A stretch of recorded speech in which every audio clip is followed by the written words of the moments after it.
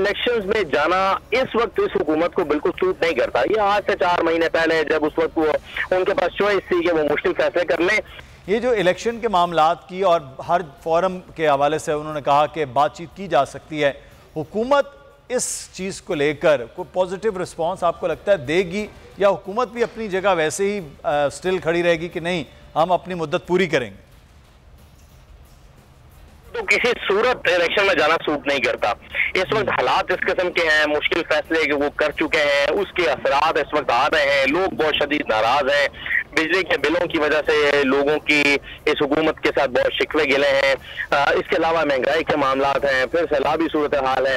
तो इलेक्शंस में जाना इस वक्त इस हुकूमत को बिल्कुल सूट नहीं करता। ये आज से 4 महीने पहले जब उस वक्त वो उनके पास चॉइस थी कि वो मुश्किल फैसले कर लें या आवाम के पास चले जाएं, उस वक्त उन्होंने मुश्किल फैसले करने को डिसाइड किया। तो मैं समझता हूँ कि आज नहीं करता। इमरान खान साहब को या फिर अगर पाकिस्तान में जो मुख्तलिफ हल्के हैं वो फैसला करें कि इलेक्शन में जाना है और वो कायल कर लें और वो अपना सोर्सों का इस्तेमाल करें और वो फरीकैन से बात करके उनको मना लें, और या फिर हालात इस किस्म के हो जाएं कि मजबूरन हुकूमत को इलेक्शन में जाना पड़े, उतरना पड़े और उसके अलावा उनके पास कोई चॉइस ना रहे, तो फिर हुकूमत इलेक्शन में जाएगी। अदरवाइज जब उनसे इलेक्शन की बात करते हैं तो वो तो आप जानते हैं साद रफीक साहब जो हैं वो शिकवे करने लगते हैं। वो कहते हैं हमसे आपने मुश्किल फैसले करा लिए और मुश्किल फैसले कराने के बाद हमें इलेक्शन में धकेला जा रहा है। ये पैगाम जो है वो शरीफ साहब के इलेक्शंस पे भी गौर करें, इलेक्शन भी हो सकते हैं, इस पर भी आप अपनी तैयारी करें। तो उस पर जाहिर है PMLN का है कि मौके पर कहते इस वक्त उनको इलेक्शन सूट नहीं करते।